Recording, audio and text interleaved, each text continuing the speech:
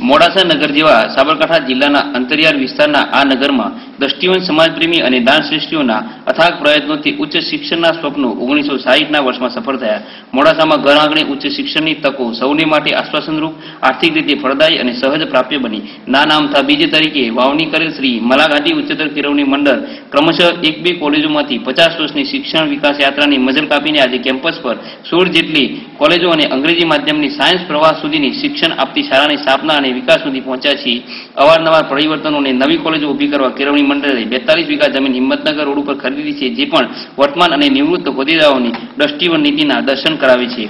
જૂન 2009થી college સંકુલમાં કાર્યરત આ કોલેજની પ્રથમ સ્નાતક બેચ માર્ચ 2012માં ઉત્તીર્ણ થઈ, જેનું પરિણામ 90% આવ્યું છે. આ પ્રદેશને કોમ્પ્યુટર શિક્ષણની જરૂરિયાતને પૂર્ણ કરવા યોગ્ય સમયે સ્થપાયેલ BCA તથા PGDCA કોલેજ તેની વિકાસ યાત્રાથી તેના દાતાઓને ગૌરવ અપાવે છે.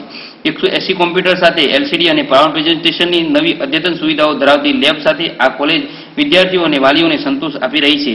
બધા જ વર્ગનું સરેરાશ પરિણામ ઉજ્જવળ રહે છે. આ કોલેજમાં યોજાતી સહાભ્યાસિક પ્રવૃત્તિઓ વિદ્યાર્થીઓના વ્યક્તિત્વના વિકાસને નવો ઓપ આપનારી હોય છે.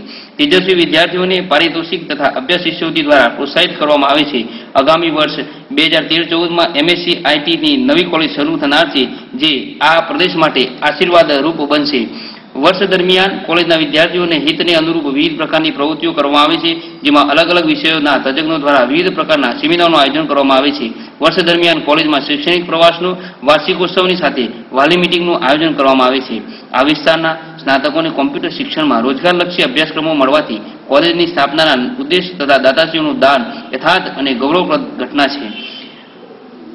આ કોલેજના સ્ટાફ સભ્યો કોલેજના વિકાસમાં સતત પ્રયત્નશીલ રહે છે.